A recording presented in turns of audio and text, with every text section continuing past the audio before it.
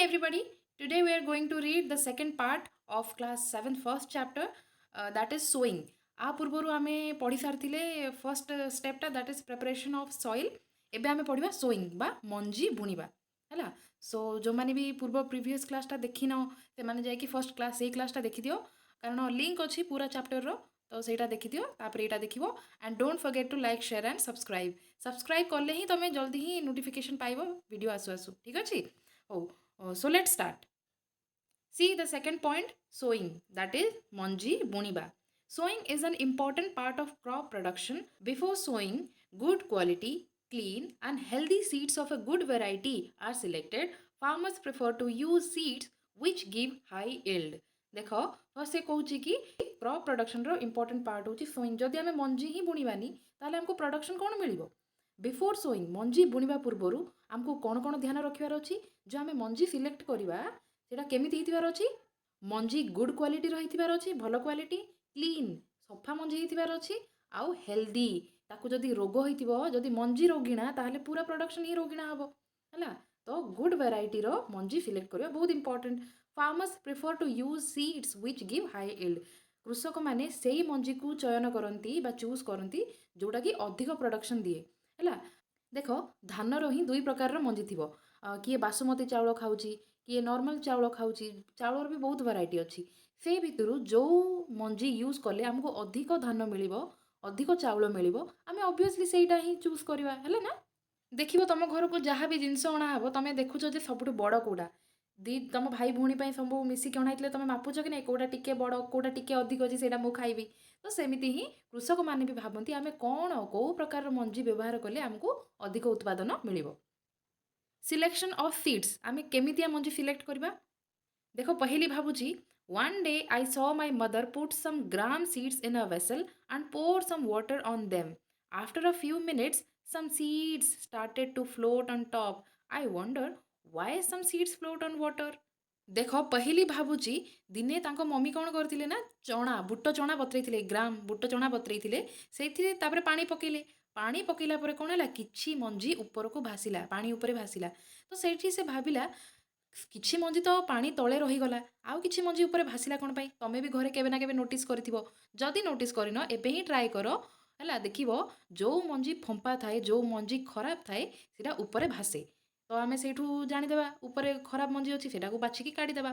तळ जो भलो मंजी रहीगला तळे बुडी की सेटा को आमे व्यवहार करिबा. देखो activity 1.1, take a beaker and fill half of it with water, put a handful of wheat seeds and stir well, wait for some time. गोटे बीकर नियो. बीकर माने काच जार टाइप रो. जदि काच जार नै तमे तम घरे जहाँ भी बर्तन अछि नै पारिबो. सेइथिरे तार अधा पानी फुल करो, मुठाए गहम मंजी नेकी सेइथिरे पकाओ. किछि समय वेट करो. देखिबो किछिटा मंजी पानी ऊपर भासिबो जोडा कि फंपा मंजी हेइथिबो. किछिटा मंजी ऊपर भासिबो कारण खराब थाए. Would those be lighter or heavier than those with sink. जो जाक बुड़ी गला ताठू कोन ऊपर भासिबा मंजी गुडी को हल्का निश्चय. जोटा पानी रू हल्का रहिबो से ही तो भासिबो ना. Why would they be lighter से माने हल्का कोन पई हेले. देखो देइची damage seeds become hollow and thus lighter therefore they float on water. जोड़ा खराब सीड से माने फांका ही जांती. मु तुमको जेमति कहली फंपा ही जीवो मंजी तापरे से पानी रू हल्का हेबो पानी ऊपरे भासिबो. This is a good method for separating good healthy seeds from the damaged one. एटा गोटे बहुत भलो मेथड सेपरेट करिया पई अलगा करिया पई भलो मंजी टू खराब मंजी को हैला. Before sowing, one of the important tasks is to know about the tools used for sowing seeds. मंजी बुणीबा पूर्वरु को टूल्स को जिनस को लेकिन आमे मंजी बुणी पारिबा सेटा जानिबा अत्यंत जरूरी. ट्रेडिशनल टूल कौन. ट्रेडिशनल माने होची पुराना काल रे आगो काल रे जो टूल्स गुडा को जो जंत्रपाती गुडा यूज होतला. The tool used traditionally for sowing seeds is shaped like a funnel. The seeds are filled with the funnel, passed down through 2 or 3 pipes having sharp ends. These ends pierce into soil and place seeds there. देखो पूर्व काल जो tool use होतला funnel shaped. Funnel देखिछ ना एमती funnel shaped हैला. एमती फनेल शेप रहिथिबो. द सीड्स आर फिल्ड एइथिरे मंजी फुल करा होतला. Pass down through 2 or 3 pipes आ दीटा तीनटा पाइप तळ को निया होतला. Having sharp ends are end गुडा को बहुत शार्प थिला. These ends pierce into the soil. एटा माटी रे एमती गेंजी देबे हैला. ए जो पियर्स बहुत तीक्ष्ण तीक्ष्ण तळ पाइप थिबो एटा को माटी रे गेंजी देबे. These ends peers into soil and place seeds there. ଉପରେ ଅଛି ମଞ୍ଜି, ତାର ଏଣ୍ଡ ଯାଇକି ମାଟି ତଳେ ପଶିଲା, ପାଇପ୍ର ଏଣ୍ଡ। ତ ଏପଟେ ଯାହା ବି ମଞ୍ଜି ଯିବ ଇଏ ଆରାମସେ ମାଟି ଭିତରକୁ ପଶିଯିବ। ତାପରେ ଏଇଟା କାଢ଼ିଦେଲା ପରେ ମାଟି ତଳେ ରହିଗଲା ମଞ୍ଜି, ଆକୁ କଭର କରିଦିଅ, ଆକୁ ଏମିତି କଭର କରିଦିଆଯିବ, ହେଇଗଲା। ଦେଖ ଏଠି ପିକ୍ଚର ଦେଇଛି ଟ୍ରାଡିସନାଲ ମେଥଡ୍ସ ଅଫ୍ ସୋଇଂ। ଦୁଇଟା ବଳଦ ଅଛି, ଆ ଉପରେ ଏମିତି ବିମ୍ ଦିଆହେଇଛି। ମୁଁ ତୁମକୁ ପଢ଼େଇ ଦେଇଛି ପ୍ରିଭିୟସ୍ ପାର୍ଟଟା ଦେଖ ହେଲା। ୟାର ଫର୍ଷ୍ଟ ପାର୍ଟରେ ଦେଇଛି ଏଇଟା ବିମ୍ କ'ଣ ଆଉ ପ୍ଲ କ'ଣ। ମୁଁ ଗୋଟେ ରାଉଣ୍ଡ ସେପ୍ ଦେଇଛି ଦେଖ, ଏଇଟା ଫନେଲ୍ ଅଛି। ଫନେଲରେ ସେ ଉପରୁ ମଞ୍ଜି ପକାଉଛନ୍ତି, ଆଉ ତଳକୁ ଗୋଟେ ଲମ୍ବା ପାଇପ୍ ଯାଇଛି ଯିଏକି ମାଟି ତଳକୁ ପଶିଛି। ଏପଟୁ ମଞ୍ଜି ପକାଇଲେ ସେ ଭିତରକୁ ମଞ୍ଜି ମାଟି ଭିତରେ ପଶି ପଶି ଯିବ। ଗଟ୍ ଇଟ୍? ଏଇଠି ଆଉ ଗୋଟେ ପିକ୍ଚର ଦେଇଛି ଉପରେ ଦେଖ, ମାଟି ଭିତରେ କେମିତି ଲୁହା ଯନ୍ତ୍ରପାତିଟା ପଶିଛି। ଆଉ ସିଡ୍ ଡ୍ରିଲ୍ ବୋଲି ଲେଖା ହେଇଛି। Seed drill କ'ଣ? Nowadays, seed drill is used for sowing with the help of tractors. This shows the seeds uniformly at equal distance and depth. ଏଇଟା ସେ କ'ଣ କହିଛି, ଏବେ ଯେଉଁ ଆମେ ଡ୍ରିଲ୍ ୟୁଜ୍ କରୁଛୁ ସିଡ୍ ଡ୍ରିଲ୍ ବୋଲି କୁହାଯାଏ ମଞ୍ଜି ପକାଇବା ପାଇଁ। Use for sowing with the help of tractors. କାହା ହେଲ୍ପରେ? ଟ୍ରାକ୍ଟର୍ସର ହେଲ୍ପରେ। This sows the seeds uniformly at equal distance and depth. ଏବେ ଯେଉଁ ୟୁଜ୍ କରାହେଉଛି ଏମିତି ଏମିତି ଦେଖ ପିକ୍ଚରରେ, ଆ ଅଣ୍ଡରରେ ମଞ୍ଜି ଯାଇକି ପଡ଼ିବ ମାଟି ଭିତରେ, ଆଉ ଏକାଥରକେ ପଡ଼ିବ ଇକ୍ୱାଲ୍ ଡିଷ୍ଟାନ୍ସରେ ପଡ଼ିବ ମଞ୍ଜି, ଆଉ ଇକ୍ୱାଲ୍ ଡେପ୍ଥ ବା ଗଭୀରତା। ଇଏ ଯେତିକିରେ ପଡ଼ିବ ଇଏ ସେତିକିରେ ପଡ଼ିବ, ଇଏ ସେତିକିରେ। ଉପରୁ ମେସିନ୍ ଚାଲିଲା, ଉପରେ ମଞ୍ଜି ରଖାହେଇଛି, ମେସିନ୍ ଚାଲିଲା, ଆଉ ତା ତଳେ ଏମିତି ମାଟି ଭିତରକୁ ଗଭୀର ହେଇକି ପଶିଥିବ। ତ ସିଡ୍ ଆରାମସେ ଲାଇନ୍ ବାଇ ଲାଇନ୍ ପଡ଼ି ପଡ଼ି ଇକ୍ୱାଲ୍ ଡିଷ୍ଟାନ୍ସରେ ଏମିତି ଯିବ। This protects seeds from being eaten by birds. Sowing by using a seed drill saves time and labor. ଏଇଟାରେ ଆମକୁ ମାନେ ଫାଇଦା କ'ଣ ମିଳୁଛି? ଆମେ ଯେଉଁ ଟ୍ରାଡିସନାଲ୍ ମେଥଡ଼ ଦେଖିଥିଲେ ସେଇଥିରେ ସେ ପିଅର୍ସ କଲା ମାଟି ଭିତରକୁ, ତ ସେଇଟା କ'ଣ ଜଣା ବର୍ଡ଼ ଆସିକି ଖାଇକି ଉଡ଼ିକି ପଳେଇବ। କିମ୍ବା ଟାଇମ୍ ତ ବହୁତ ଅଧିକ ଲାଗିବ ହେଲା ନା। ତୁମେ ଲଙ୍ଗଳ ହଳ ଧରିକି ବୁଲେଇବ ପୁରା ବିଲରେ, ତ ଟାଇମ୍ ଲାଗିବ। ଟ୍ରାକ୍ଟରରେ କରିବା ଦ୍ୱାରା ଆମର ଟାଇମ୍ ସେଭ୍ ହେଇଯାଏ, ଆଉ ଲୋକ ମଧ୍ୟ କମ୍ ଦରକାର ପଡ଼େ, ଲେବର ଲୋକ କମ୍ ଦରକାର ପଡ଼େ, ଆଉ time ବଞ୍ଚିଯାଏ। There is a nursery near my school. I found that little plants were kept in small bags. Why are they kept like this? ବୋଝ ଦେଖିଲା ଯେ ଗୋଟେ ନର୍ସରୀ, ତାଙ୍କ ସ୍କୁଲ ପାଖରେ ଗୋଟେ ନର୍ସରୀ ଅଛି ଯେଉଁଟାକି ଛୋଟ ଛୋଟ ପ୍ଲାଣ୍ଟସକୁ ସ୍ମଲ୍ ବ୍ୟାଗ୍ସ, ଛୋଟ ଛୋଟ ବ୍ୟାଗ୍ରେ ଏମିତି ପ୍ଲାଣ୍ଟ ଗୁଡ଼ା ରଖାହେଇଛି। ଏମିତି କ'ଣ ପାଇଁ ରଖାହେଇଛି ଦେଖ, ପହିଲି ବହୁତ ସ୍ମାର୍ଟଟା ନା। ସେ କହୁଛି seeds of a few plants such as paddy ମାନେ ଧାନ are first grow in a nursery. When they grow into seedlings, they are transplanted to the fields manually. Some forest plants and flowering plants are also grown in nursery. ଯେମିତି ଛୋଟ ପିଲାଙ୍କର ନର୍ସରୀରେ ଛୋଟ ଛୋଟ କୁନି କୁନି ପିଲାମାନେ ଯାଇକି ଛୋଟବେଳେ ପଢ଼ନ୍ତି, ତାପରେ ଯେତେବେଳେ ସେମାନେ ବଡ଼ ହେଇଯାନ୍ତି ସେମାନେ ଅଲଗା ସ୍କୁଲକୁ ଯାଆନ୍ତି ହେଲା ନା, ନର୍ସରୀ ସ୍କୁଲରେ ଆଉ ପଢ଼ିପାରନ୍ତିନି। ସେମ୍ କିଛି ପ୍ଲାଣ୍ଟସକୁ, ଫର୍ ଏକ୍ଜାମ୍ପଲ୍ ଧାନ ଦ୍ୟାଟ୍ ଇଜ୍ ପ୍ୟାଡି ମାନଙ୍କୁ ସେଇ ମଞ୍ଜିକୁ ଆଣିକି ବ୍ୟାଗ୍ରେ ରଖାଇଥାଏ, ଛୋଟ ଛୋଟ ବ୍ୟାଗ୍ରେ। ତ ସେମାନେ କ'ଣ ହୁଅନ୍ତି, ଛୋଟ ଛୋଟ ପ୍ଲାଣ୍ଟରେ କନଭର୍ଟ ହୁଅନ୍ତି। ଟିକେ ବଡ଼ ହେଲା ପରେ ପୁଣି ଏମାନଙ୍କୁ ନେଇକି ଯାଏ, ଆଉ ଯେଉଁ ଧାନ କ୍ଷେତ ବା ଫିଲ୍ଡରେ ମ୍ୟାନୁଆଲି, ଏଇଟା ଗୋଟେ ୱାର୍ଡ଼ ୟୁଜ୍ ହେଉଛି ମ୍ୟାନୁଆଲି, ମାନେ ହାତରେ, କୃଷକମାନେ ହାତରେ ନିଜ ହାତରେ ଲଗାନ୍ତି ଲାଇନ୍ ବାଇ ଲାଇନ୍। ଦୁଇଥର ଯେହେତୁ ଏଇଟା ନର୍ସରୀରେ ଥରେ ସେମାନଙ୍କୁ ଗ୍ରୋ କରାଗଲା, ପୁଣି ଆଣିକି ସେମାନଙ୍କୁ ଫିଲ୍ଡରେ ବଡ଼ କରାଗଲା। ଦୁଇଥର ହେବାରୁ ୟାକୁ ଟ୍ରାନ୍ସପ୍ଲାଣ୍ଟେଡ଼ କୁହାଯାଏ। ଏଇଠୁ ନେଇକି ଆସିକି ଏଇଠି ଲଗାଇବା ଯୋଗୁଁ ଏଇଟା ଟ୍ରାନ୍ସପ୍ଲାଣ୍ଟେଡ଼। କିଛି ଫରେଷ୍ଟ, କିଛି ଜଙ୍ଗଲୀ ଗଛ ଆଉ ଫୁଲ ଗଛକୁ ମଧ୍ୟ ଏମିତି କରାଯାଏ। Appropriate distance between the seeds is necessary to avoid overcrowding of plants. ଆମେ ଏବେ ଯଦି ଚାଷ କରିବା ତ ଏମିତି ଲାଇନ୍ ବାଇ ଏମିତି ଫିଲ୍ଡ ଥାଏ, କ'ଣ ଏଇଠି ତା ଉପରେ ଲାଗି ଲାଗି ଲାଗି ଲାଗି ଆମେ ଗଛ ଲଗେଇଦେବା, ନା ଲାଗି ଲାଗି ମଞ୍ଜି ବୁଣିଦେବା? ଗଛମାନେ ଫ୍ରିରେ ବଢ଼ି ପାରିବେନି। ତୁମ ପାଖରେ କିଏ ଲାଗି ହେଇକି ବସିବ ବୋଲି ତୁମକୁ ଭଲ ଲାଗିବ କି? ତୁମକୁ ବି କିଛି ନା କିଛି ଡିଷ୍ଟାନ୍ସ ଦରକାର ନା ଫ୍ରି ରହିବା ପାଇଁ। ତ ସେମିତି ହିଁ ପ୍ଲାଣ୍ଟସମାନଙ୍କୁ ବି ଟିକେ ଡିଷ୍ଟାନ୍ସ ଦରକାର ପରସ୍ପରଠୁ। This distance allows the plants to get sufficient sunlight, nutrients, water from the soil. At times, a few plants may have to be removed to prevent crowding. ଏମିତି ଯଦି ମଞ୍ଜି ଆମେ ଏମିତି ଓଭର କ୍ରାଉଡ୍ କରିକି ଲଗେଇଦେବା, ତାହେଲେ ସେମାନଙ୍କୁ ସନଲାଇଟ୍ ସଫିସିଏଣ୍ଟ ମିଳିପାରିବନି। ଆ ପତ୍ର ତା ଉପରେ, ତା ପତ୍ର ଆ ଉପରେ, ଏମିତି ସବୁ ଘୋଡ଼େଇ ହେଇଯିବ। ନ୍ୟୁଟ୍ରିଏଣ୍ଟ ଗୋଟେ ଜାଗାରେ ଯଦି ଆମେ ଲଗେଇଦେବା, ତାହେଲେ ନ୍ୟୁଟ୍ରିଏଣ୍ଟ ନେବା ପାଇଁ ମଧ୍ୟ ସେମାନେ ଝଗଡ଼ା ଲାଗିବେ ପରସ୍ପର ସହିତ। ପାଣି ନେବା ପାଇଁ ବି ଝଗଡ଼ା ଲାଗିବେ। ଏବେ ସାହି ସାହିରେ କେମିତି ହେଉଛନ୍ତି ସବୁ, ହେଲା ନା। ତ ସେଥିପାଇଁ ଟିକେ ଡିଷ୍ଟାନ୍ସରେ ଆମେ ଯଦି ଲଗେଇବା, ତାହେଲେ ସେମାନଙ୍କୁ ସଫିସିଏଣ୍ଟ ସନଲାଇଟ୍ ବି ମିଳିବ, ନ୍ୟୁଟ୍ରିଏଣ୍ଟ ବି ମିଳିବ, ଆଉ ୱାଟର ବି ମିଳିବ। ନେକ୍ସଟ ପଏଣ୍ଟ, ଥର୍ଡ଼ ପଏଣ୍ଟ ହେଉଛି ଆଡ଼ିଂ ମ୍ୟାନ୍ୟୁଅର୍ ଆଣ୍ଡ ଫର୍ଟିଲାଇଜର୍ସ। ଫର୍ଷ୍ଟ ପଏଣ୍ଟ କ'ଣ ଥିଲା? ଦ୍ୟାଟ୍ ଇଜ୍ ସଏଲ୍ ପ୍ରିପେୟାର କରିବା, ମାଟି ପ୍ରିପେୟାର ହେଇଗଲା। ତାପରେ ସେକେଣ୍ଡ ପଏଣ୍ଟ ହେଉଛି ସୋଇଂ, ମଞ୍ଜି ବୁଣା ସରିଗଲା। ଥର୍ଡ଼ ହେଉଛି ସେଇଥିରେ ଖତ ବା ସାରକୁ ଆମେ ଆଡ଼୍ କରିବା। The substances which are added to the soil in the form of nutrients for the healthy growth of plants are called manure and fertilization. ଖତ ବା ସାର ଆମେ ପ୍ଲାଣ୍ଟରେ କ'ଣ ପାଇଁ ଦେବା, ନା ତାଙ୍କର ଗ୍ରୋଥ୍ ପାଇଁ। ସେମାନଙ୍କୁ କିଛି ନ୍ୟୁଟ୍ରିଏଣ୍ଟସ୍ ମାଟିରେ ମିଳି ନଥାଏ ବା କମ୍ ପରିମାଣରେ ମିଳିଥାଏ, ଯେଉଁଥିପାଇଁ ସେମାନେ ଭଲସେ ଗ୍ରୋ ହେଇପାରନ୍ତିନି। ତ ସେମାନଙ୍କୁ ଏଇ ନ୍ୟୁଟ୍ରିଏଣ୍ଟସ୍ ଖତ ବା ସାର ଦ୍ୱାରା ଦିଆଗଲେ ସେମାନେ ହେଲ୍ଦି ଗ୍ରୋଥ୍ କରିବେ। ବୋଝ କହୁଛି I saw a healthy crop growing in a farm. In the neighbouring farm the plants are weak. Why do some plants grow better than others? କିଛିଟା ପ୍ଲାଣ୍ଟ ଅନ୍ୟ ପ୍ଲାଣ୍ଟ ଅପେକ୍ଷା ବହୁତ ବେଟର ଗ୍ରୋଥ୍ କରନ୍ତି, ଆଉ କିଛିଟା ପ୍ଲାଣ୍ଟ ଏଇ ଭଲ ଗ୍ରୋଥ୍ କରିବା ପ୍ଲାଣ୍ଟ ଅପେକ୍ଷା ବହୁତ ୱିକ୍ ହେଇକି ରହିଯାଆନ୍ତି, ଗ୍ରୋଥ୍ କରିପାରନ୍ତିନି, ମରିଯାଆନ୍ତି, ଭଲ ଫଳ ଦିଅନ୍ତିନି। କ'ଣ ପାଇଁ? ଦେଖ, soil supplies mineral nutrients to the crop plants. These nutrients are essential for the growth of plants. In certain areas, farmers grow crop after crop in the same field. The field is never left uncultivated or fallow. Imagine what happens to the nutrients. କ'ଣ କରେ ନା mineral nutrients ଦିଏ ପ୍ଲାଣ୍ଟସ୍ମାନଙ୍କୁ। ଏଇ nutrients ବହୁତ essential, ବହୁତ ଜରୁରୀ ପ୍ଲାଣ୍ଟର growth ହେବା ପାଇଁ। କିନ୍ତୁ କିଛି ଏରିଆରେ କୃଷକମାନେ କ'ଣ କରନ୍ତି, grow crop after crop in same field. ସେଇ ଗୋଟେ ପଡ଼ିଆରେ ତାକୁ କେବେ ବି ଗ୍ୟାପ୍ ଛାଡ଼ନ୍ତିନି। ମାନେ 4 ମାସ ସେମାନେ ଧାନ ଚାଷ କଲେ, ପୁଣି ଯେତେବେଳେ ହାର୍ଭେଷ୍ଟିଂ ସେ ଧାନ କଟା ହେଇଗଲା, ତାର ସପ୍ତାହଟେ ବା 15 ଦିନ ଭିତରେ ପୁଣି ଆଉଥରେ ଧାନ ଲଗେଇଦେଲେ।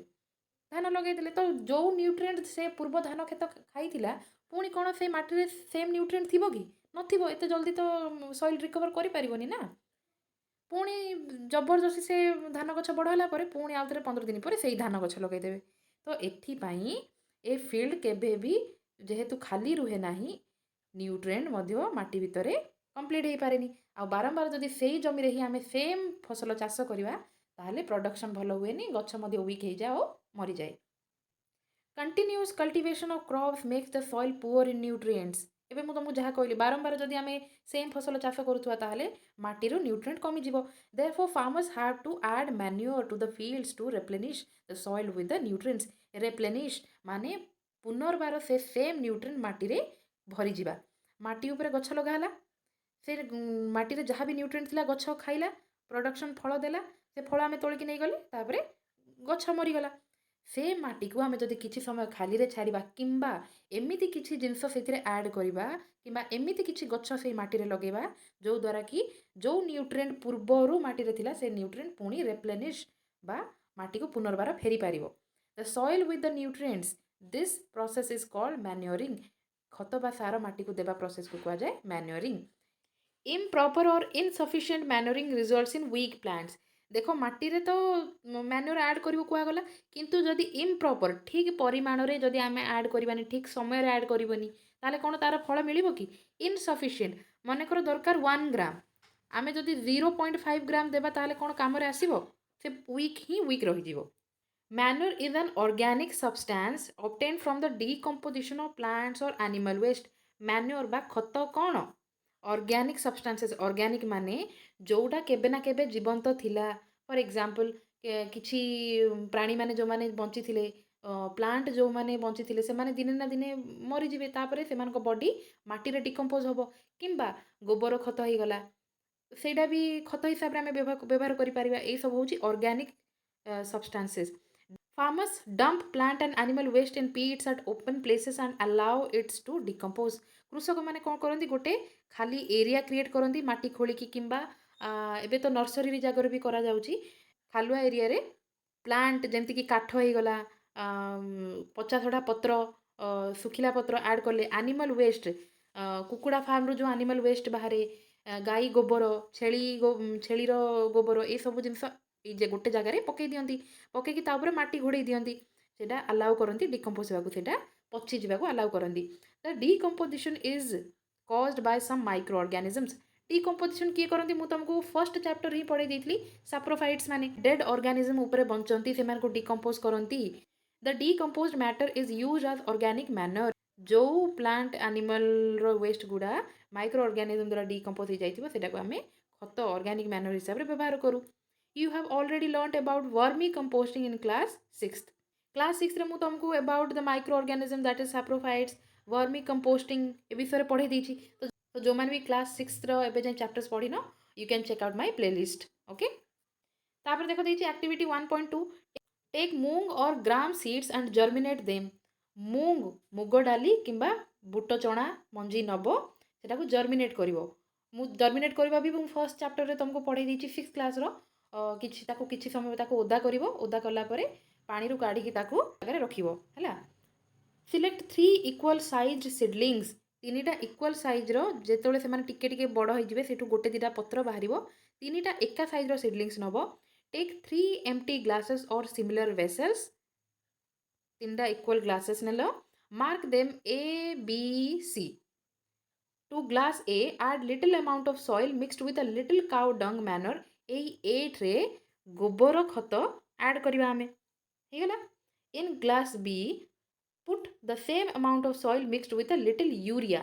এই ମାଟିରେ ଆମେ ୟୁରିଆ ଆଡ୍ କଲେ, ୟୁରିଆ, ଆଉ A ରେ ଆଡ୍ କରିଥିଲେ ଆମେ ଗୋବର, କାଉ ଡଙ୍ଗ, ହେଲା। Take the same amount of soil in glass C without adding anything. Glass C ରେ ଆମେ କିଛି ମଧ୍ୟ ପକେଇବା ନାହିଁ, କେବଳ ମାଟି ପକେଇବା।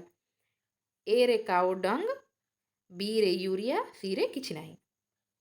Now pour the same amount of water in each glass and plant the seedlings in them.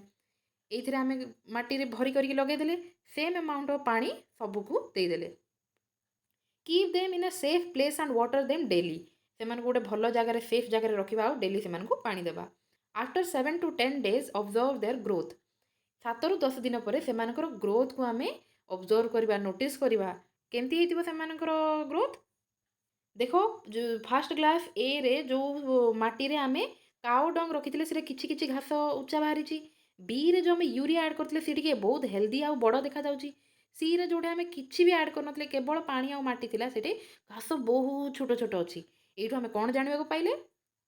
Did plants in all the glasses grow at the same pace? କ'ଣ ସବୁ ଗ୍ଲାସ୍ର ଯେଉଁ ଗଛ ଥିଲା ସେଟା ସେମ୍ ପରିମାଣରେ ଉଚ୍ଚା ହେଲା କି, ସେମ୍ ବଢ଼ିଲା କି? Which glass showed the better growth of plants? In which glass was the growth fastest? A, B ଆଉ C ଭିତରୁ କେଉଁଟା ସବୁଠୁ ହେଲ୍ଦି ଆଉ ଜଲ୍ଦି ବଡ଼ ହେଲା ନା B, ଯେଉଁଠି ୟୁରିଆ ଆଡ଼୍ ହେଇଥିଲା। ସେକେଣ୍ଡ କିଏ ହେଲା? ଯେଉଁଥିରେ କାଉ ଡଙ୍ଗ ଆଡ଼୍ କରାହେଇଥିଲା। ଥର୍ଡ଼ କିଏ ହେଲା? ୱିକ୍ ଆଉ ବହୁତ ଭଲ ବି ହେଇପାରିଲାନି, ସିଏ ହେଉଛି C. Fertilizers are chemicals which are rich in particular nutrients. How are they different from manure? ଆମେ ପଢ଼ି ସାରିଛେ ମ୍ୟାନ୍ୟୁର କ'ଣ? ଖତ। ମ୍ୟାନ୍ୟୁରକୁ ଓଡ଼ିଆରେ କୁହାଯାଏ ଖତ ବୋଲି, ଯେଉଁଟାକି କେବଳ ଅର୍ଗାନିକ୍ ନ୍ୟାଚୁରାଲ୍ ସବଷ୍ଟାନ୍ସେସ୍ ଥିଲା। ମରିଯାଇଥିବା ଗଛ ଡାଳ, ଶୁଖିଯାଇଥିବା ପତ୍ର, ତାପରେ ଆନିମଲ୍ ମାନଙ୍କର ଡଙ୍ଗ, ଏଇ ଯାକ ସବୁ ଥିଲା। ବଟ୍ ଫର୍ଟିଲାଇଜରକୁ ଓଡ଼ିଆରେ କୁହାଯାଏ ସାର। ଏଇଟା ହେଉଛି chemical substances rich in a particular nutrient, କେବଳ ଗୋଟେ ପ୍ରକାର ହିଁ ନ୍ୟୁଟ୍ରିଏଣ୍ଟ ଥିବ। ନହେଲେ ତ ପଟାସିୟମ୍ ଥିବ, ନହେଲେ ତ ନାଇଟ୍ରୋଜେନ୍ ଥିବ, ହେଲା, କେବଳ ଗୋଟେ। ହାଉ ଆର୍ ଦେ ଡିଫରେଣ୍ଟ ଫ୍ରମ୍ ମ୍ୟାନ୍ୟୁର? ଖତଠୁ ସାର ଅଲଗା କେମିତି? ଖତ ହେଉଛି ଅର୍ଗାନିକ୍, ଆଉ ସାର ହେଉଛି chemical. Fertilizers are produced in factories, ଫ୍ୟାକ୍ଟ୍ରିଜ୍ରେ ବନାଯାଏ। Some examples of fertilizers are, example ଦେଇଛି urea, ammonium, sulphate, superphosphate, potash, NPK. NPKର ଫୁଲ୍ ଫର୍ମ କ'ଣ? N for nitrogen, P for phosphorus and K for potassium. The use of fertilizers has helped farmers to get better yield of crops such as wheat, paddy, maize. এই fertilizer, chemical fertilizer use କରିବା ଦ୍ୱାରା କୃଷକମାନଙ୍କୁ ଅଧିକ ଉତ୍ପାଦନ ମିଳିପାରିଛି। କିନ୍ତୁ excessive use of fertilizer has made the soil less fertile. ଯଦି ଆମେ ଯେଉଁ ଜିନିଷକୁ ବି, ହେଲା ନା, ଯେଉଁ ଜିନିଷକୁ ବି ଆମେ ଏକ୍ସେସ୍ ବା ଅଧିକ ୟୁଜ୍ କରିବା, ସିଏ ଖରାପ ପ୍ରଭାବ ପକାଇବ ହିଁ ପକାଇବ। ତୁମେ ଯଦି ଅଧିକ ଚକୋଲେଟ୍ ଖାଇବ ତାହେଲେ ଦାନ୍ତ ଅଧିକ ଖରାପ ହେବ। ତୁମେ ଯଦି ଅଧିକ ଆଇସ୍କ୍ରିମ୍ ଖାଇବ ତାହେଲେ ଥଣ୍ଡା ହେଇଯିବ।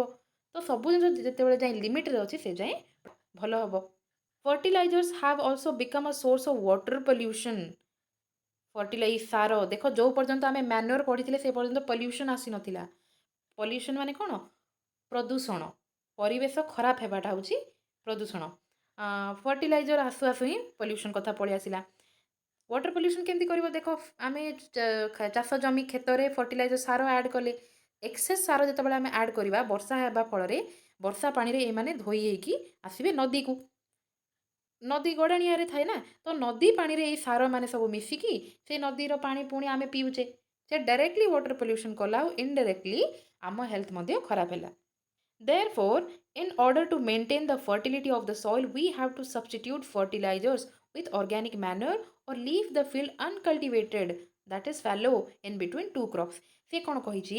ଆମେ ଯଦି ମେଣ୍ଟେନ୍ କରିବାକୁ ଚାହୁଁଛେ ମାଟିର ଫର୍ଟିଲିଟି, ସବୁଦିନ ପାଇଁ ମାଟିର ଫର୍ଟିଲିଟି, ଉତ୍ପାଦନ କ୍ଷମତା ସବୁବେଳେ ଭଲ ରହୁ, ତାହେଲେ ଆମକୁ କ'ଣ କରିବାକୁ ପଡ଼ିବ? ଫର୍ଟିଲାଇଜରର ସବଷ୍ଟିଟ୍ୟୁଟ୍ ଅର୍ଥ ହେଲା এই କେମିକାଲ ସବଷ୍ଟାନ୍ସ ବଦଳରେ ଆମେ କ'ଣ ୟୁଜ୍ କରିପାରିବା, ଅର୍ଗାନିକ୍ ଖତ ୟୁଜ୍ କରିପାରିବା, ଯାହାଦ୍ୱାରା କି ଫିଲ୍ଡରେ ଜମିର ଉତ୍ପାଦନ କ୍ଷମତା ବହୁତ ବର୍ଷ ପର୍ଯ୍ୟନ୍ତ ରହିବ, ପଲ୍ୟୁସନ୍ ହେବନି, ଆଉ ସମସ୍ତଙ୍କ ହେଲ୍ଥ ଭଲ ରହିବ। କିମ୍ବା ଆଉ କ'ଣ କରିପାରିବା, ଲିଭ୍ ଦ ଫିଲ୍ଡ ଅନକଲ୍ଟିଭେଟେଡ୍ ଫାଲୋ, କିଛି ସମୟ ପର୍ଯ୍ୟନ୍ତ ଆମେ ଜମିକୁ ଖାଲି ଛାଡ଼ିପାରିବା, ଯେଉଁଦ୍ୱାରା କି ମାଟି ନିଜର ନ୍ୟୁଟ୍ରିଏଣ୍ଟ ନିଜେ କମ୍ପ୍ଲିଟ୍ କରିପାରିବ କିଛି ସମୟ ମଧ୍ୟରେ। The use of manure improves soil texture as well as its water retaining capacity. It replenishes the soil with nutrients. ଦେଖ ଏଇଟା କେତେଟା ଜିନିଷ ଆସିଲା, ଟେକ୍ସଚର। ଟେକ୍ସଚର ମାନେ ହେଉଛି ମାଟି ଯେଉଁ ପ୍ରକାରର, ଯଦି ସେ ସଫ୍ଟ ମାଟି ତାହେଲେ ବାରମ୍ବାର କେମିକାଲ ୟୁଜ୍ କରିବା ଦ୍ୱାରା ସେ ମାଟି ଖଦଡ଼ା ହେଇଯିବ, ଲୁଣିଆ ହେଇଯିବ, ଖାରିଆ ହେଇଯିବ, ଖଦଡ଼ା ହେଇଯିବ, ତାର ସବୁ ନ୍ୟୁଟ୍ରିଏଣ୍ଟ ଧୋଇ ହେଇଯିବ। ତ ମ୍ୟାନୁଅର ଖତ ୟୁଜ୍ କରିବା ଦ୍ୱାରା ଆର ଟେକ୍ସଚର ଯେମିତି ମାଟି ସବୁବେଳେ ସେମିତି ହିଁ ରହିବ, କିମ୍ବା ଖଦଡ଼ା ମାଟି ମଧ୍ୟ ଭଲ ହେଇପାରିବ ହେଲା। Its water retaining capacity. Retaining କ୍ୟାପାସିଟିର ଅର୍ଥ ହେଉଛି ମାଟି ଅଧିକ ପାଣିକୁ କନଜର୍ଭ କରିକି ରଖିପାରିବ। ମାଟି ଯେତେ ଅଧିକ ପାଣିକୁ କନଜର୍ଭ କରିକି ରଖିପାରିବ, ଆମକୁ ସେତେ କମ୍ ପାଣି ଦେବାକୁ ପଡ଼ିବ ଏବଂ ଗଛ ମଧ୍ୟ ସେତେ ଭଲ ବଢ଼ିପାରିବ। ଇଟ୍ ରେପ୍ଲେନିଶେସ୍ ମାନେ ନିଜେ ନିଜେ ପୁଣି ପୁନର୍ବାର କ୍ରିଏଟ୍ କରିପାରିବ ଦ ସଏଲ୍ ୱିଥ୍ ନ୍ୟୁଟ୍ରିଏଣ୍ଟସ୍। ମାଟିରେ ଯାହା ବି ନ୍ୟୁଟ୍ରିଏଣ୍ଟର କମି ହେଇଛି ମାଟି ନିଜେ ହିଁ ସେଇଟାକୁ ପୁନର୍ବାର ଭରଣ କରିପାରିବ। Another method of replenishing the soil with nutrients is through crop rotation. ଆଉ ଗୋଟେ ମେଥଡ଼ କ'ଣ, ମାଟିରେ ନ୍ୟୁଟ୍ରିଏଣ୍ଟ ପୁଣି ଭରଣ ହେବାର ସେ ପ୍ରୋସେସର ନାଁ ହେଉଛି crop rotation. Crop rotation. This can be done by growing different crops alternately. Earlier, farmers in northern India used to grow legumes as fodder in one season and wheat in the next season. This helped in the replenishment of the soil with nitrogen. Farmers are being encouraged to adopt this practice. Simply ସେ କହିଲା, ଗୋଟେ ଯଦି ତୁମର ଜମି ଅଛି, ତୁମେ ଏଠି ଧାନ ଚାଷ କଲ, ପୁଣି 4 ମାସ ପରେ କାଟି ଦେଇକି ପୁଣି ତୁମେ ଯଦି ଧାନ ଲଗେଇଲ, ତାହେଲେ ସେ ଜମିର ପ୍ରଡକ୍ଟିଭିଟି କିମ୍ବା ନ୍ୟୁଟ୍ରିଏଣ୍ଟସ୍ ଭରିବ ନାହିଁ। କ'ଣ କରିବାକୁ ପଡ଼ିବ ନା, ସେଇ ଜମିରେ ଥରେ ଯଦି ଧାନ ଚାଷ କରିଲ, ଧାନ କାଟି ସାରିଲା ପରେ ସେଇ ଜାଗାରେ ଆମେ ଲେଗ୍ୟୁମ୍ସ ବା ଡାଲି ଜାତୀୟ ଖାଦ୍ୟ ଲଗେଇ ପାରିବା। ଏମିତି କିଛି ପ୍ରକାର ଗଛ ଲଗେଇ ପାରିବା ଯିଏକି ମାଟିରେ ପୁନର୍ବାର ନ୍ୟୁଟ୍ରିଏଣ୍ଟସ୍ ଭରିଦେବ। କ'ଣ ପାଇଁ ଏଇଟା ଲଗେଇବା, ସେମାନଙ୍କର ଚେରରେ ଯେଉଁ ଗଣ୍ଠି ଥାଏ ସେଥିରେ ରାଇଜୋବିୟମ୍ସ ମାନେ ଥାନ୍ତି, ଗୋଟେ ଟାଇପ୍ର ବ୍ୟାକ୍ଟେରିଆ, ଯେଉଁମାନେ କି ଆଟମୋସ୍ଫିୟରରୁ ନାଇଟ୍ରୋଜେନ୍ ଗ୍ୟାସ୍କୁ ମାଟି ତଳକୁ ନିଅନ୍ତି ଏବଂ ସିମ୍ପଲର ଫର୍ମ ଅଫ୍ ନାଇଟ୍ରୋଜେନରେ କନଭର୍ଟ କରନ୍ତି। ସେଇ ନାଇଟ୍ରୋଜେନ୍ ଗଛ ପୁଣି ଆକ୍ୱାର କରିବା ଆଉ ଭଲ ପ୍ରଡକ୍ସନ୍ ଦେବ। ତ ଫାର୍ମର୍ସ, କୃଷକମାନଙ୍କୁ ଏନକରେଜ୍ କରାଯାଉଛି, ସେମାନଙ୍କୁ ପ୍ରୋତ୍ସାହିତ କରାଯାଉଛି ଏହି ପ୍ରକାର ପ୍ରାକ୍ଟିସ୍କୁ ଆପନେଇବା ପାଇଁ, ଆଡପ୍ଟ କରିବା ପାଇଁ, ଯେଉଁଦ୍ୱାରା ନ୍ୟୁଟ୍ରିଏଣ୍ଟସ୍ ମଧ୍ୟ ପୂରଣ ଭରଣ ପୋଷଣ ହେଉଥିବ ଏବଂ ପ୍ରଡକ୍ସନ୍ ମଧ୍ୟ ଭଲ ହେବ। ଏଇଟା ସେ ସେଇଟା ହିଁ ଦେଇଛି। In the previous classes you have learnt about rhizobiums bacteria. These are present in the nodules of the roots of leguminous plants. They fix atmospheric nitrogen. ହେଲା, ଦେଖ ସମରାଇଜ୍ କରିକି ଦେଇଦେଇଛି ଡିଫରେନ୍ସ ବିଟୱିନ୍ ଫର୍ଟିଲାଇଜର ଆଣ୍ଡ ମ୍ୟାନ୍ୟୁର। ଏଇଟା ତୁମେ ଯଦି ଆରାମସେ ମନେ ରଖିଦେବ ନା, ତୁମକୁ 5 ମାର୍କ ଆରାମସେ ମିଳିଯିବ ହେଲା। ଫର୍ଟିଲାଇଜର ଦ୍ୟାଟ୍ ଇଜ୍ ସାର, ମ୍ୟାନ୍ୟୁର ଦ୍ୟାଟ୍ ଇଜ୍ ଖତ। ସିମ୍ପଲି ଖତ ମାନେ ଜଣାପଡ଼ୁଛି ଅର୍ଗାନିକ୍ ମ୍ୟାଟର ୟୁଜ୍ ହେଇଥିବ, ସାର ମାନେ ଜଣାପଡ଼ିଯାଉଛି କେମିକାଲ ୟୁଜ୍ ହେଇଥିବ। ଇଜ୍ ମ୍ୟାନମେଡ୍ ଇନ୍ଅର୍ଗାନିକ୍ ସଲ୍ଟ, ମଣିଷ ତିଆରି କୃତ୍ରିମ ଜିନିଷ। ମ୍ୟାନ୍ୟୁର ହେଉଛି ନ୍ୟାଚୁରାଲ୍ ସବଷ୍ଟାନ୍ସେସ୍, ପ୍ରକୃତିରୁ ମିଳିଥିବା ଜିନିଷ ଗୁଡ଼ିକୁ ୟୁଜ୍ କରିକି ଆମେ ବନାଉ, ଗୋବର, ପ୍ଲାଣ୍ଟ ରେସିଡ୍ୟୁ ଏସବୁରୁ। ଫର୍ଟିଲାଇଜର ପ୍ରିପେୟାର୍ଡ ଇନ୍ ଫ୍ୟାକ୍ଟ୍ରିଜ୍, ଫ୍ୟାକ୍ଟ୍ରିରେ ବନାଯାଏ ଏଇଯାକ, ଆଉ ମ୍ୟାନ୍ୟୁର ଫିଲ୍ଡରେ ବନାଯାଏ। Fertilizer does not provide any humus, ମାଟିକୁ କୌଣସି ହ୍ୟୁମସ୍ ଦିଏ ନାହିଁ। ହ୍ୟୁମସ୍ କ'ଣ, ଯିଏକି ମାଟିର ଉର୍ବରତାକୁ ବଢ଼ାଏ ଏବଂ ପାଣି ଜଳକୁ ଆବଜର୍ଭ କରିକି ରଖିବାର କ୍ୟାପାସିଟି ବଢ଼ାଏ। ଫର୍ଟିଲାଇଜର ସେଟା କରିପାରେନି, କିନ୍ତୁ ମ୍ୟାନ୍ୟୁର କରିପାରେ। Fertilizers are very rich in plant nutrients like nitrogen, phosphorus, potassium. ଫର୍ଟିଲାଇଜର୍ସରେ ଅଧିକ ନ୍ୟୁଟ୍ରିଏଣ୍ଟସ୍ ଥାଏ, କିନ୍ତୁ ଗୋଟେ ପ୍ରକାରର ହିଁ ଥିବ। ମ୍ୟାନୁଅରରେ less rich in plant nutrient, କମ୍ ନ୍ୟୁଟ୍ରିଏଣ୍ଟସ୍ ଥାଏ, କିନ୍ତୁ ଅଧିକ ପ୍ରକାରର ନ୍ୟୁଟ୍ରିଏଣ୍ଟସ୍ ଗୋଟେ ଠାରେ ଥାଏ ହେଲା। Table 1.1 gives the differences between fertilizer and manure. ଯଦି ଆମେ ଖତକୁ ୟୁଜ୍ କରିବା ତାହେଲେ ତ ଆଡଭାଣ୍ଟେଜେସ୍ ତାର କ'ଣ କ'ଣ ସୁବିଧା ଅଛି। Organic manure is considered better then fertilizer. କ'ଣ ପାଇଁ? It enhances the water holding capacity, ପଢ଼େଇଲି, ପାଣି ଧରିବାର କ୍ୟାପାସିଟି ଅଧିକ ହେବ। Make the soil porous due to which exchange of gas become easy, ମାଟିକୁ ହାଲକା ବନେଇଦେବ। ମାଟିର କଣିକାମାନଙ୍କ ଭିତରେ ଗ୍ୟାପ୍ ଅଧିକ ରହିବ, ଯେଉଁଦ୍ୱାରା କି ଅକ୍ସିଜେନ୍ ଆରାମସେ ଭିତରକୁ ଯାଇପାରିବ ଆଉ ଗଛ ଚେର ରେସ୍ପାୟାର କରିପାରିବ। It increase the number of friendly microbes, ଯଦି ଅକ୍ସିଜେନ୍ ଆରାମସେ ଭିତରକୁ ଯାଇପାରିଲା ତାହେଲେ ଫ୍ରେଣ୍ଡଲି ମାଇକ୍ରୋବ୍ସ ଯେଉଁମାନେ କି ଆମକୁ ହେଲ୍ପ କରନ୍ତି, ଫର୍ ଏକ୍ଜାମ୍ପଲ୍ ରାଇଜୋବିୟମ୍ସ ମାନେ ମାଟି ତଳେ ଭଲସେ ବଢ଼ିପାରିବେ, ନାଇଟ୍ରୋଜେନ୍ ଗଛକୁ ଅଧିକ ମିଳିବ। It improve the texture of the soil, soil को सब बेले सॉफ्ट आउ भल रखिबारे हेल्दी रखिबारे हेल्प करिवो। पॉइंट 3 भी सरीगला। एबे आसिला पॉइंट 4 इरिगेशन। माटी प्रिपेयर कले मंजी बुणी देले खत सार ऐड करदेले एबे टाइम है पानी देबार। टाइम टू टाइम जदि आमे पानी न देबा ताले से गछ कोन बढ़ी पारिबो। All living beings need water to live. समस्त को पानी दरकार बंचिबा पई। Water is important for proper growth and development. Proper growth और डेवलपमेंट हेबा पई जल अति आवश्यक। Water is absorbed by the plant roots. गछर चेर पानी को अब्जॉर्ब करे। along with water minerals fertilizers are also absorbed। Plant जितेबाला चेर द्वारा पानी को निए ता सहित मिनेराल खनिज पदार्थ आउ फर्टिलाइजर्स खत सार को अब्जर्व करे। Plants contain nearly 90% of water. Plant रो देहरे पूरा प्लांट रे केते परसेंट वाटर थाए 90% तो वाटर ही थाए। बाकी 10% रे मिनरल थिबो मैन्योर थिबो ए सब हला। Water is essential because germination of seeds does not take place under dry condition. मंजीरू जो छोट पत्रटी प्रथमे बाहरे तापर जाइए बड़ हम ना सी तो से मंजीरू जदि पत्र ही बाहरी पारिबनी ताहले कौन फायदा। एमती ड्राई बा सुखिला कंडीशन रे जोटे पानी नथिबो सेटे मंजीरू पत्र ही बाहरिबो नाही। Nutrients dissolved in water are transported to each part of the plant. माटी तले जो पानी थाए सेथिरे मिनरल न्यूट्रिएंट्स सब मिसिकी थाए। पानी द्वारा से गछर पत्र पर्यंत जाए एवं सेथिरु गछर सब पार्ट को पहुँचे। Water also protects the crop from both Frost and hot air currents. पानी गछ को बा क्रॉप को प्रोटेक्ट करे आउ केमिति फ्रोस्ट रु जो बरफ छोट छोट बरफ पड़े। हॉट एयर करेंट्स जो गरम पवन बहे से प्रोटेक्ट करे। जदि गछरे पानी भरिकी थिबो ना तो गछ स्ट्रंग थिबो सतेज थिबो बरफ पड़ले मध्य तार किछि बिगाड़ी पारिबो नाही। जदि पानी नथिबो पत्र सुखिकी थिबो बरफ कणिका पड़िले से पत्र ऊपर भारी हो पत्र छिंडिकी तळे पड़ी जिवो। हट एयर गरम पवन बहिले जदि गछरे पानी थिबो ताहले एवापोरेट हेइकी मध्य कंटिन्यू पानी फ्लो होउतले गछ बंची पारिबो नहले मरिजिवो। To maintain the moisture of the soil for healthy crop growth fields have to be water regularly. जदि गछ को आमे सब बेले मेंटेन करिक रखिया चाहिबा हेल्दी क्रॉप को ताहले कंटिन्यू ताकू पानी सप्लाई देबा अति जरूरी। सब the supply of water to crops at regular intervals is called irrigation. आज पानी देलो 3 दिन पानी देलोनी पुणी पानी देलो पुणी 4 दिन पानी देलोनी सेटा को इरिगेशन कुहाजिबो नाही। इरिगेशन क्या कुहाजिबो रेगुलर इंटरवल रे तमे जदि आज ताको पानी देलो पुणी काली सेही समय रे पानी दबो तापर दिन सेही समय दबो एमती जदि कंटिन्यू तमे से गछ को जो पर्यंत पानी दरकार कंटिन्यू इंटरवल रे जदि दउथबो ताको कुहा जाय इरिगेशन जलसेचन। ओडिया रे कोन कुहा जाय इरिगेशन को जलसेचन। The time and frequency of irrigation varies from crop to crop. सबू क्रॉप को सेम पानी दरकार नहीं। Soil to soil and season to season. Winter season रे जो क्रॉप लगा जाए सेमान को कम पानी दरकार that is rabi season. Kharif season रे जो प्लांट मान पानी देबा सेमान को अधिक पानी दरकार for example cotton and paddy. In summer the frequency of watering is high. खरा दिन अधिक पानी देबा को पड़िबो कारण एवापोरेशन अधिक हुए। व्हाई इज इट सो कौन पाई। Could it be due to the increase rate of evaporation of water from the soil and leaves. Yes बोझो भाबुजी I am very careful this year about watering the plants. Last summer my plants dried up and died oh so sad. से कहूची कौन पूर्व थर summer season रे से ता गछ मान को ठीक टाइम रे ठीक पानी देई नथिला सेते ता गछ माने मरि जाइतिले। एथर से केयरफुल अछि को गछ को केतिकी पानी आ केतिकी टाइम भितरे ताको देबार अछि। Sources of irrigation. अच्छा हमें पानी देबा केउठारु पानी नहीं कि आनिकी देबा।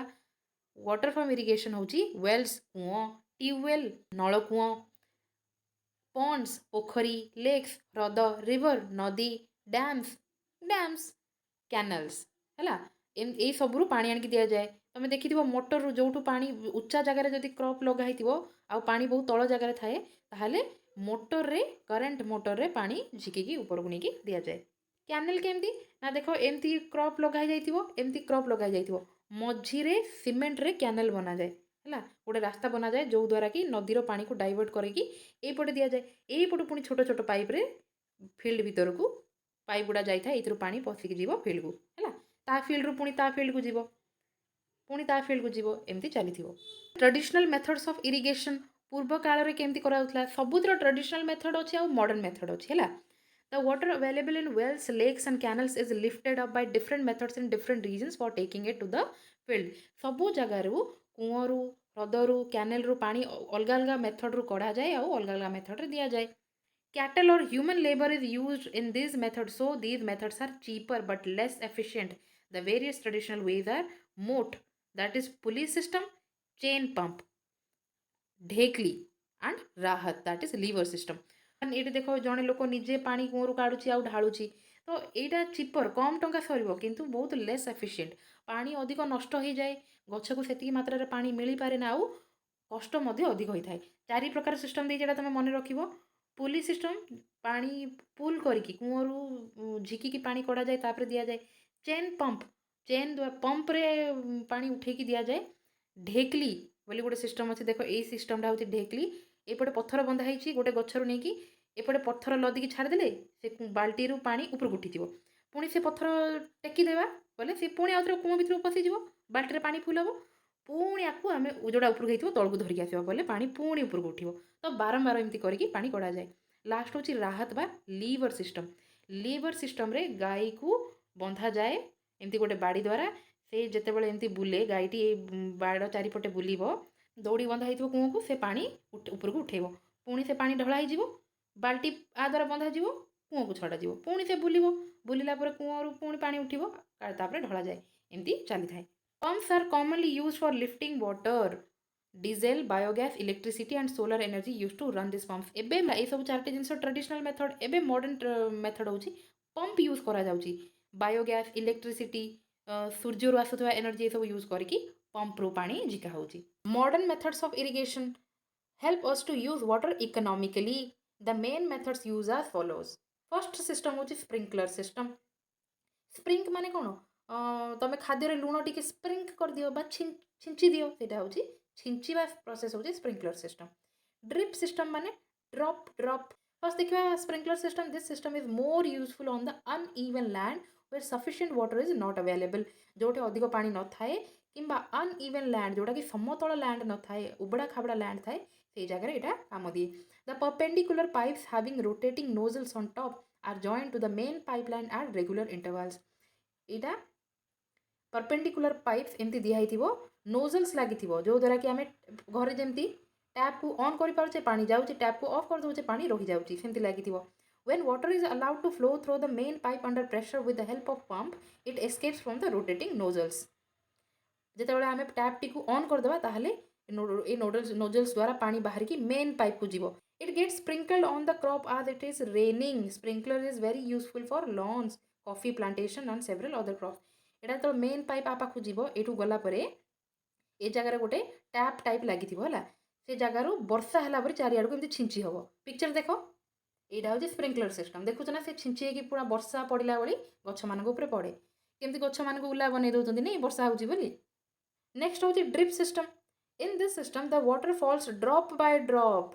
Drip, drop, ମନେ ରହିଯିବ, directly near the roots, so it is called the drip system. It is the best technique for watering fruit plants, gardens and trees.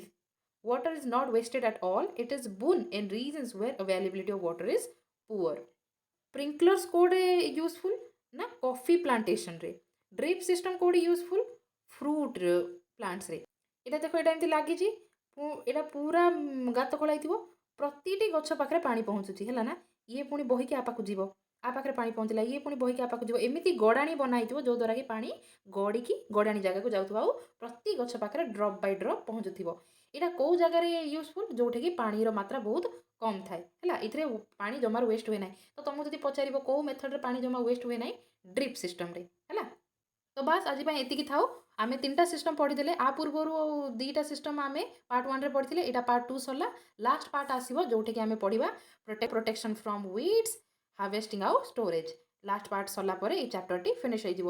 ତ don't forget to like the video, କାରଣ ତୁମର like ଅଧିକ ହେଲେ ମୋତେ ଆହୁରି ଖୁସି ମିଳୁଛି, ମୁଁ ଅଧିକରୁ ଅଧିକ ଭିଡ଼ିଓ ତୁମ ପାଇଁ ବନେଇବି ବୋଲି। ଯେଉଁମାନଙ୍କୁ ଦରକାର ଅଛି ସେମାନଙ୍କୁ ସେୟାର କର, and don't forget to subscribe.